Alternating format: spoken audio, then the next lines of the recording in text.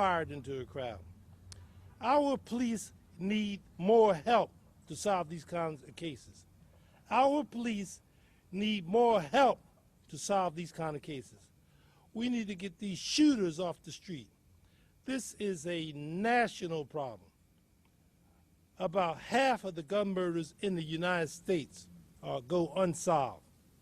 So we're here to spotlight a promising bipartisan bill, the Victim Act.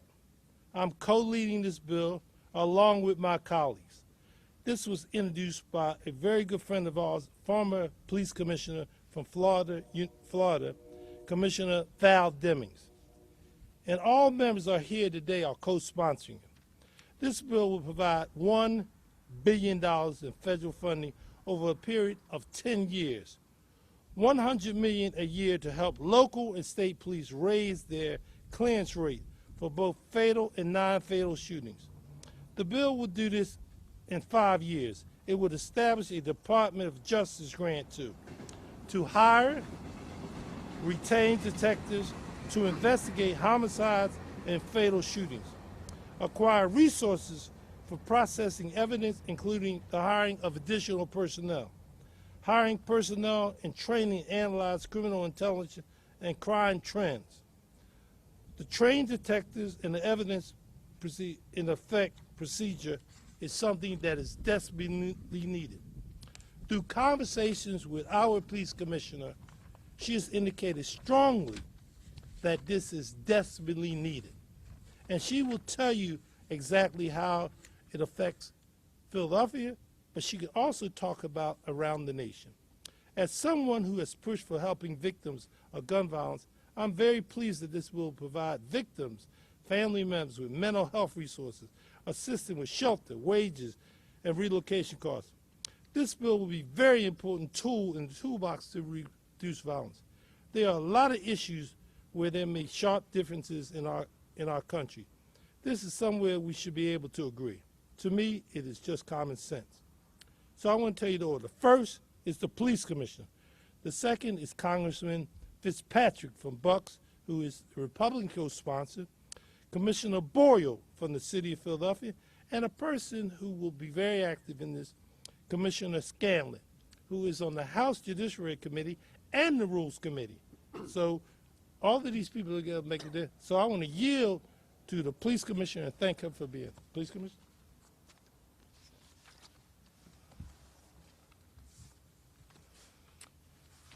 Thank you, Congressman Evans. Good afternoon. I'd like to thank everyone for joining us here this afternoon, this very chilly afternoon. I'd also like to thank Congressman Evans for co-sponsoring this important bill, as well as Congresswoman Scanlon and Congressman Boyle and Fitzpatrick for their support today. It's no secret that law enforcement agencies are suffering from reduced and rapidly depleting staffing. With the current surge in crime, our patrol officers and investigators are bearing heavier caseloads, suffering from burnout, and increasing experienced stress. Here at the PPD, we are triaging these harsh realities in every way that we can possibly can. As I've stated previously, in a renewed effort to fight violent crime in 2022, we want to increase our visibility. We've taken officers out of specialized units and put them back in patrol so we can have more boots on the ground, and we are still continuing to use data and intelligence to guide our officer deployments, putting more officers in areas where we know the problems are occurring. I'll just wait.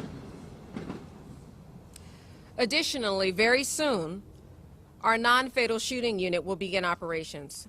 This unit, which will work closely with our homicide unit, was created to centralize the detectives investigating non-fatal shootings across our city. Analysts will be assigned to work side by side with these investigators to develop information and leads so we can continue to share intelligence and data. We've also strengthened, and we will continue to strengthen, our working relationships with our local, state, and our federal partners. And we're expanding the use of our DNA analysis to help us solve and prevent crimes. I also hope to promote additional detectives in the upcoming weeks to assist with the increasing caseload of our investigators. I say all of this to say, the truth is this: these efforts are pulling from the same diminishing pool of resources. Quite frankly, we're robbing Peter to pay Paul. Like many law enforcement agencies across the country, we not only need more detectives to investigate these cases, but we also need more officers on the street to aid in crime prevention. And in order to promote more detectives, we have to take officers out of patrol. We know that rapidly increasing caseloads and reduced staffing equals lower case clearance rates. And lower clearance rates aren't just about numbers or percentages. It's about finding justice for victims and bringing closure to their loved ones. It's about healing our communities and about living freely without fear. In August of 2021, at this very playground, a young lady by the name of Simone Monet Rogers was playing basketball with her brother and two friends when she was fatally struck by gunfire. Another woman was struck in the leg, but she survived. This happened in a playground full of people. And Simone Monet was an innocent bystander, her life cut tragically short by senseless acts of violence. Her family and the community are still reeling from her loss. Simone Monet and her family have still yet to receive justice. Her murder remains unsolved. The Victim Act could give law enforcement a better opportunity to address the growing gun violence that we're seeing here in our beautiful city and many cities across the nation. While sadly, we know that we cannot stop all crimes from occurring, what additional funding through the Victim Act could do for our community members and our victims is to ensure that their voices are heard, the resources that they need are received, and that they find comfort and closure, that they feel safer in their neighborhoods, and that the criminal justice system does their job in protecting the innocent while holding those responsible for inflicting terror in our communities. Everyone has to be held accountable. In addition to allowing us to increase the number of investigators within the Philadelphia Police Department, the Victim Act could also allow us to expand our DNA investigatory capabilities. It would help us identify more shooters and track the usage of crime guns within the region with the aid of enhanced forensic technology. I'm thankful today to join many of my law enforcement colleagues around the country in supporting this very important endeavor, as it is additional funding that would bolster our operations and support our mission of improving public safety within the city of Philadelphia. Thank you.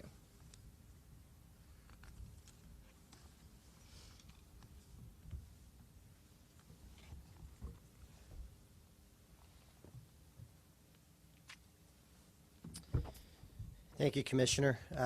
Dwight, Brendan, Mary Gay, thank you for being here. You can't help but feel sick to your stomach just looking over at this basketball court to think of what transpired back in August when a beautiful young girl who had just turned 15 years old come on up.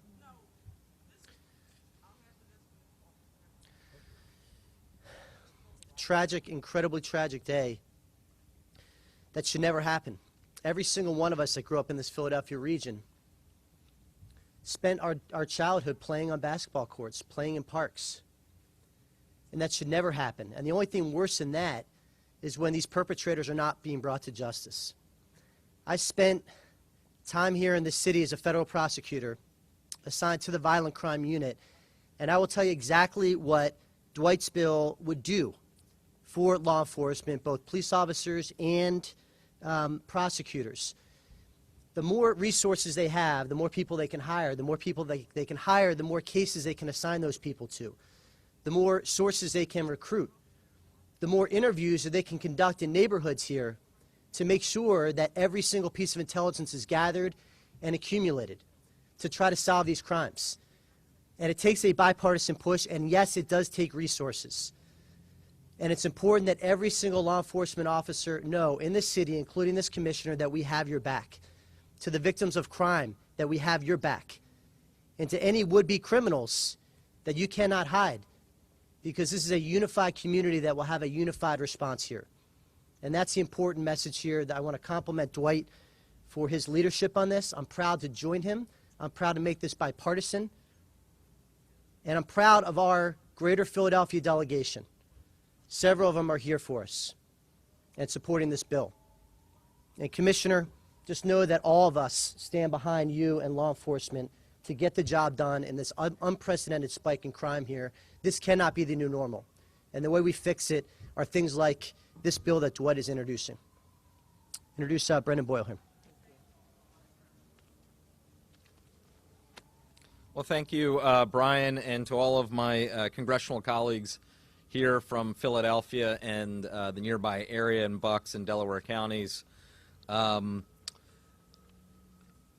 Last year, there were 559 homicides in Philadelphia. And too often we focus on statistics. Let's not forget, for each of those 559, we're talking about real human beings, souls that were taken from us, and 559 grieving families. So this was just one story here. I wanted to highlight another victim, or two victims actually. And this strikes home. Ironically, it was also in the month of August. It was just a few feet from my congressional office in the Olney neighborhood, the same neighborhood where I grew up and my family lived for almost a half century. In fact, my office happens to be right across the street from a playground where I played Little League Baseball for 7 years. Two teens, Kyrie Isaac and O.J. Thompson, were struck down by bullets while sitting in their cars, again just parked at the parking lot that serves our office and the adjacent ShopRite. Young people just sitting in a parked car in a crowded shopping center. Two lives needlessly cut short. Now, since then, we've been in contact with Ms. Thompson's family, and to this day, the murderer still runs free. That is why we're here today. We cannot just send thoughts and prayers alone. We must provide more resources from Washington, D.C. to help bring justice and closure to these families that have been so badly impacted by gun violence. As a member of the Gun Violence Prevention Task Force, I'm proud to serve as a partner on this initiative, as well as a number of others, to deal with this crisis. And now, finally, I will bring up my friend and colleague, Mary Gay Scanlon.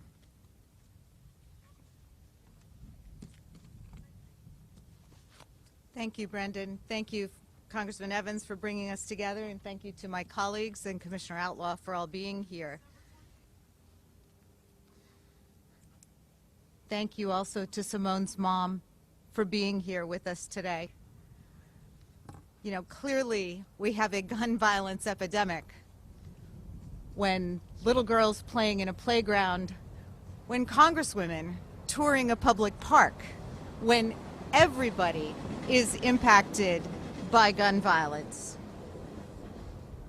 I'm grateful to be here today with my colleagues to shine a light on what we're trying to do to support law enforcement. I'm grateful to my colleague Val Demings, the representative from Florida and former police commissioner, for introducing this legislation. Frankly, I'm grateful to be anywhere after being carjacked at gunpoint.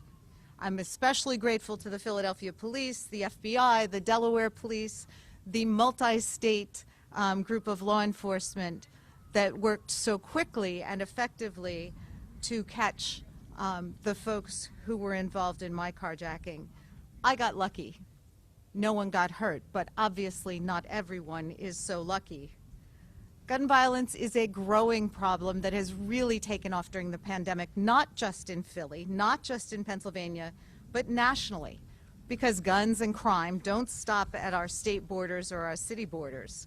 The gun violence we're seeing in our communities right now can't be solved with just one measure. We need all hands on deck. It's going to require common sense gun safety laws, resources for law enforcement, support for mental health, and investments in education and employment opportunities for all Americans.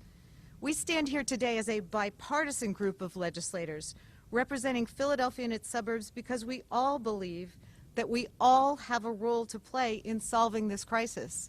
And it requires more than empty rhetoric. It requires more than thoughts and prayers. It requires more than saying we'll just back the blue. We need to keep guns off the streets. We need to keep them out of the wrong hands. We need to address the conditions that allow too many young people to pick up a gun. We need responsible gun owners to secure and report their weapons if they're lost or stolen. And we need to give law enforcement the tools to investigate and prosecute those cases. We know the Philadelphia Police Department and other local police departments need more resources to do that work, and that's why everyone here today is fighting to bring those resources to them. The Violent Incident Clearance and Technological Investment Methods Act, which my colleagues have spoken about already, won't just throw money at the problem. It targets resources to the things we know can help solve crimes. We're all serious about putting more money towards solving violent crimes, and we want to make sure this bill gets a vote in the House. Many of us are members of the Gun Violence Prevention Task Force and have been for years. I'm a member of the Judiciary Committee, and I look forward to moving this bill through that committee. One of the reasons I came to Congress was to fight for an end to gun violence, to protect our children, our families, and our communities, because no one should feel unsafe in their home, at their job, on their playground, because we have uncontrolled gun violence. We owe it to the people of Philadelphia to do better, and I know the men and women of the Philadelphia Police Department are trying. It's on those of us in government to ensure that they have the tools and personnel they need to get this done. Commissioner Outlaw has announced previously that the Philly Police Department is planning to launch a unit dedicated specifically to investigating non-fatal shootings. This is the kind of targeted, dedicated resources we need, and we want to make sure that the Commissioner has what she needs to keep such a unit up and running. We're all in this together, and no one here is giving up on this fight. Thank you.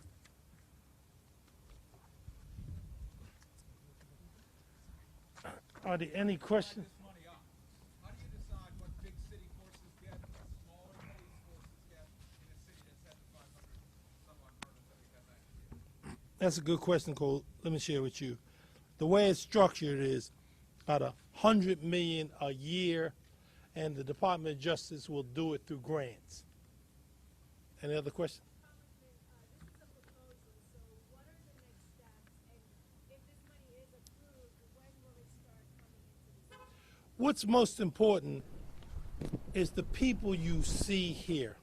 And the reason I say that is Mary Gay Scanlon is on the Judiciary Committee. Brian Fitzpatrick is a Republican. Brendan and I are on the aspect of the Ways and Means. And Brendan's on the budget. It is important to have all this. It's not going to be done by any single person. And Val Demings is on the Judiciary. Now, that may sound like a lot, but those are the processes that we got to go through. This process is a very important process today by having the police commissioner articulate a major city, and there are other police commissioners throughout the nation who also support this concept. So it starts here. Now, it's unfortunate that the level of victims that we have, that's very unfortunate. But the fact is, it's trying to show you that collectively, we are not giving up on this, and we're going to keep working until we beat it.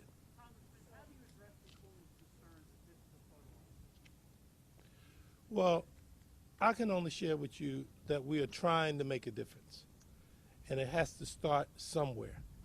And the fact of the matter is, I understand the pain that she has expressed, and she's right to have that pain. Nobody's going to try to replace that pain. No one can blame. No one here has a daughter who has been shot. No one.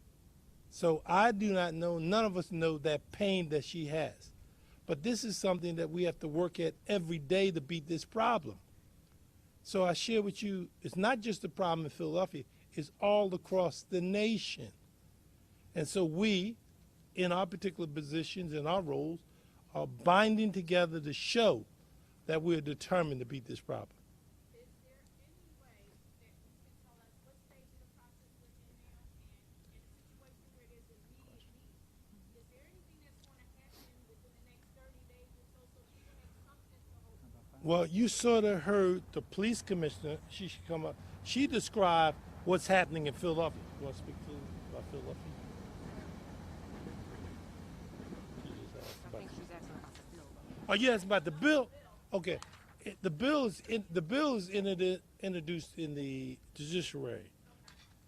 Mary Gay Scanlon is on the judiciary committee. It's at that point, and it starts with where Mary Gay Scanlon is at, and through that committee, that's where it starts. You want to speak on it? Yeah, I mean, okay, so we just had a conversation this morning. Sorry. We had a conversation this morning among members of the Judiciary Committee talking about what we can do to move this forward, to get a hearing and a markup of that bill. That would be the next step. But that's not the only thing that's going on. I mean, just this week, I think, the mayor announced grants that are going forward on gun violence prevention. That's money coming out of the American Rescue Plan that we passed earlier, or not earlier this year, last year. So there's a lot of things going on, but we know that this is an additional step that we need to take, and it's coming from law enforcement. It's coming from Val Demings, who was a police chief in a large city, and in consultation with law enforcement across the country. There's no one solution. We all have a lot to do. And in addition to what Mary, the governor also, the governor also made an announcement very similar to what the city did, which the money that Mary Gay Scanlon described came from the federal government. So the mayor's taking that position, the city council, the governor's taking that position. So as Mary Gay Scanlon said, all hands is on deck. We're trying to work it collectively. We understand the pain. I won't tell you that nobody doesn't understand the fact that what's happening in the streets, not just in Philadelphia, but across the nation. Brian, you want to add anything to it? Brian, one thing that he said, he used to be in law enforcement. So what unique by having him here is he used to be with the FBI. So the fact is that we all are trying to find a way to address this problem. All right.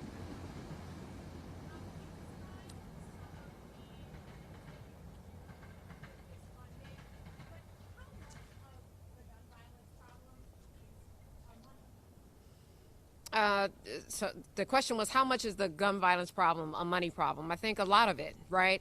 We just went through a year where there was a lot of conversation around divesting or defunding the police department. We didn't push through academy classes, meaning we didn't have the staffing levels that we've had in previous years, or even the year previous, 2020 upon my arrival here. The more we get out and speak to community, they say, we want to see you on every corner. We just don't have the staffing to be able to do that. That costs money. In order to hire more people, we want to make sure that we're properly trained, that they have the equipment that they need, that they have everything that they need to thrive and be successful, so that we can in turn give you the service that everyone deserves here. So it's a huge issue when it comes to funding. I mean, I think I shared with you all the story when I first took my first walk through homicide, and I was having a conversation with a homicide detective, and I was constantly distracted by click-clacking behind me. And I was like, what is this? I had no idea what it was. I thought it would have been a typewriter, but I said, no, it couldn't be a typewriter because we're in the 21st century. I turned around and it was a typewriter. So there's a need for technology. There's a need for simple things that could not only keep us connected to community, but then also at the same time ensure that we do our jobs efficiently in a very timely manner, so that there is not only deterrence, but people get the closure that they need and that they deserve. So again, I think there's an assumption, because we're the fourth largest police department in the country, that we're cutting edge when it comes to everything, and we're not. So money is a huge requirement for that, in order for us to not only work at our peak, but to ensure that we're providing the service that's deserved by these families here. Commissioner, do you have? Yes.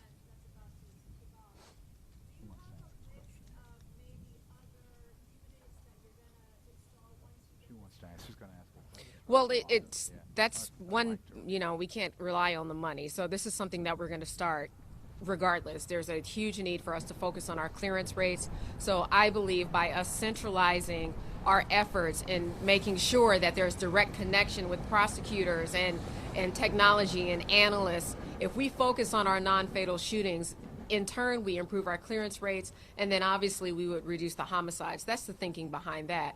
What was also laid out is that it provides more funding for victim resources, ensuring that, if people need to relocate, then they can do that. I mean, whatever is needed in order to feel comfortable in their own spaces, but also to testify in court if need be, or to continue existence, in a new life and a new norm. So I think it's quite a few things that would help us down the road, but also help others. Again, this is collaborative.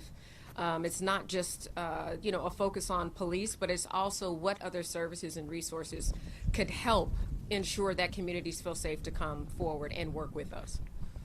And what was great about this is that Val Demings, who was a colleague of ours, was a police commissioner, very similar to the commissioner here. And if anybody was able to articulate a view of the collectivism that the commissioner talked about, is someone who was hands-on.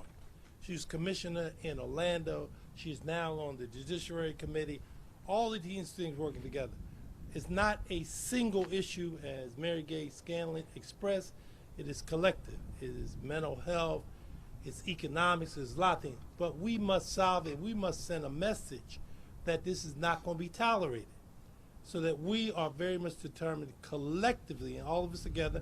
And I don't think throughout this process you've seen all of us together to send a message that we are determined to say to people in Philadelphia, all across this, that we're determined to be with the commissioner on this issue.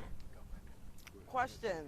As far as the family and victims of gun violence, just December 28th, there was 30 shell casing. My house was a crime scene. My house was hit 5 times with an AK-47. I'm still being traumatized while grieving. I reached out for relocation services. I was offered $2,000.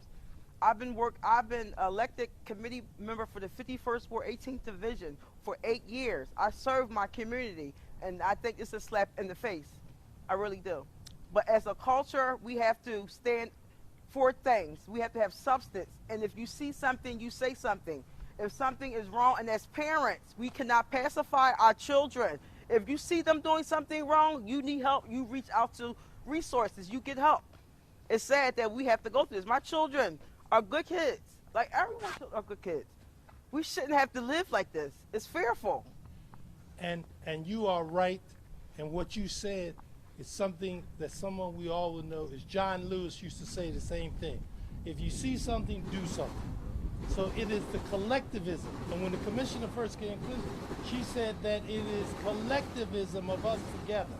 So I share with you, will not ever feel your pain and feel very sorry, but we are trying to do everything we can to beat this problem. And we thank you.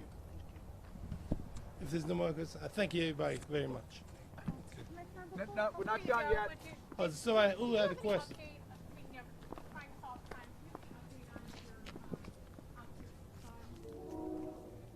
On that case? Good afternoon, everyone. I'm Ben Nash, Deputy for Investigations. At this time, we have some video that has been obtained. Our officers are looking for the person who fits that description. We're trying to get more video that can capture a vehicle. But specific direction right now, no, we don't have it at this time. Things are pretty much in line with where they were right after the incident occurred on that morning. This looks like, we're not sure whether he was targeted for a robbery or targeted, but it looks like once he entered or was trying to obtain something from the store at that corner at 1400 Allegheny, there were other individuals that arrived in a vehicle. They approached him, and then they shot him. We don't know what the motivation is at this point, but we're doing everything we can to uncover who's responsible. We're going for a video, and there may be something that we're able to put out in the near future. That's where we are right now. Thanks. I just had some other questions about the gun issue, about the funding issue, if I could. First, for Congresswoman Scanlon.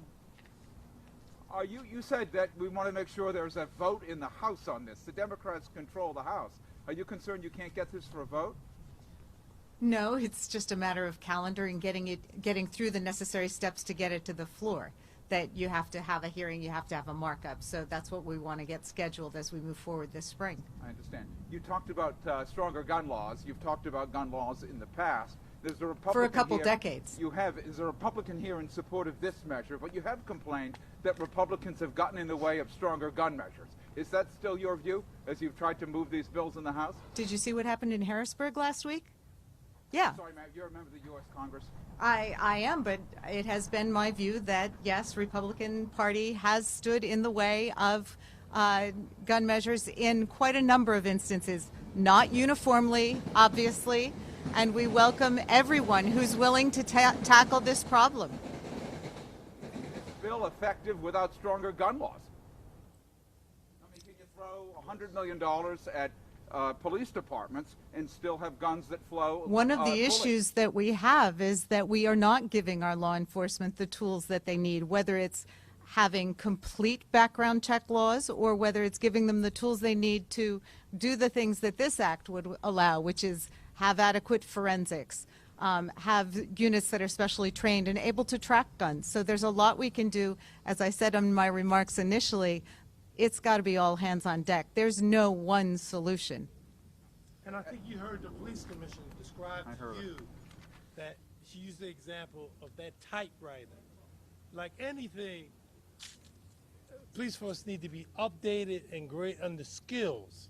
So the fact of the matter, I had a discussion with ATF, and the route is modernizing, providing the support that's necessary. So I believe this bill goes a long way to help the police force modernize. The ATF can't even inspect most gun dealers on a yearly basis, which they're mandated to do. They're underfunded. What you talking the same thing we talk. We're trying to work together. Do you believe your Republican colleagues in the House are supportive of a $1 billion measure over 10 years to try to increase law enforcement in their efforts to combat violence? Are they, as a group, supportive of that? Well, I can answer for myself. I'm a co-sponsor of the bill, right? And it's on every time I do media on all of these things. It's incumbent upon everybody to reach out to their member of Congress and get them to co-sponsor it. Because another way, by the way, Mary Gay described one way to get a bill to the floor. There's another way. It's called the 290 rule, that if you get 290 of your co-sponsors, you get on a bill, puts it on something called the consensus calendar, and you circumvent House leadership to get it on the floor. So this is an all-hands-on-deck situation. If everybody does that, if everybody reaches out to their member and gets them to get on this bill, that's a definite way to get it to the floor. House leadership is going to be supportive of the bill. They're Democrats, right? Well, So then you- if that's I mean, true, it'll pass, sir. Well, do you talk to your colleagues, your Republican colleagues? I mean, what you talk to We them, are you going to have work get both support. sides of the aisle to get this done. Absolutely. Absolutely. And it's incumbent upon every member to answer for their vote. Congressman Scanlon just said that she's concerned that Republicans stop and get in the way of strong gun laws. Why is that? Well, there were two bills that came up this year. I voted for both of them. Two background check bills. Why is there such, overall in the Republican Party, a pushback Sir, against gun laws? you have to ask individual members to answer for their vote. You must ask your colleagues about it since you believe in it. Well, We want to stay on this subject. That's a larger subject you're dealing with. Are there any other questions from anybody else? Oh, and thank you very much. Okay, thank you very much. Thank you. Okay, thank you. Thank you, sir. I appreciate you. Just keep chipping away.